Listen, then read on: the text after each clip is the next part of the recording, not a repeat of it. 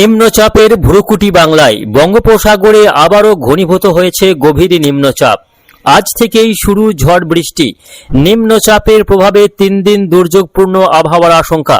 বজ্রবিদ্যুৎ সহ বৃষ্টির পাশাপাশি উপকূলীয় জেলাগুলিতে ঘন্টায় সর্বোচ্চ 40 থেকে 50 কিলোমিটার গতিবেগে দমকা ঝোড়ো হওয়ার আশঙ্কা রয়েছে।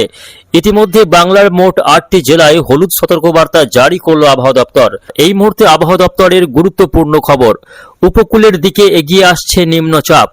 আজ রাত থেকেই শুরু হবে ঝড় বৃষ্টি। আগামীকাল থেকে বৃষ্টি বাড়ার সম্ভাবনা।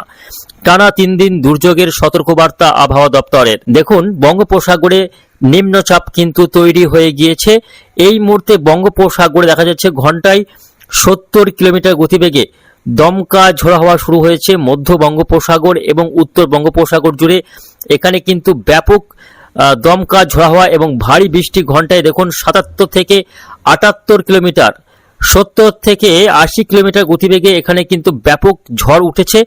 এই নিম্নচাপ ধীরে ধীরে কিন্তু উড়িষ্যার দিকে এগিয়ে আসছে এবং পরবর্তীতে পশ্চিমবঙ্গের গা ঘেঁষে সিস্টেমটি বিহার, ঝাড়খণ্ড হয়ে বিহারের দিকে যাওয়ার সম্ভাবনা রয়েছে, যার ফলে উড়িষ্যা সহ পশ্চিমবঙ্গ এবং বাংলাদেশ, তার সঙ্গে উত্তরবঙ্গের জেলাগুলিতে ভারী থেকে অতি ভারী বৃষ্টি কিন্তু হতে পারে এবং উপকূলীয় জেলাগুলিতে ঘন্টায় 50 থেকে 55 কিলোমিটার গতিবেগে দমকা ঝোড়ো হাওয়া বইতে পারে, এমনই কিন্তু জানানো হচ্ছে।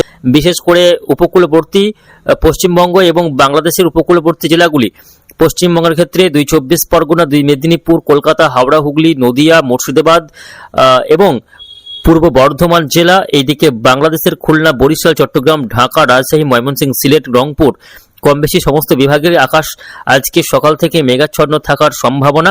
পশ্চিমবঙ্গের ক্ষেত্রে বেলা বাড়ার সঙ্গে সঙ্গে বাকি জেলাগুলিতেও আকাশ মেঘলা হতে শুরু করবে, যেমন 2 বর্ধমান জেলা, বীরভূম জেলা, মুর্শিদাবাদ জেলা, এই জেলাগুলিতেও কিন্তু আকাশ মেঘলা হতে থাকবে। পাশাপাশি উত্তরবঙ্গের সব জেলাগুলিতে আজকে দিনভর আকাশ মেঘলা থাকার সম্ভাবনা এবং একাধিক জেলায় বৃষ্টি আজকে রয়েছে।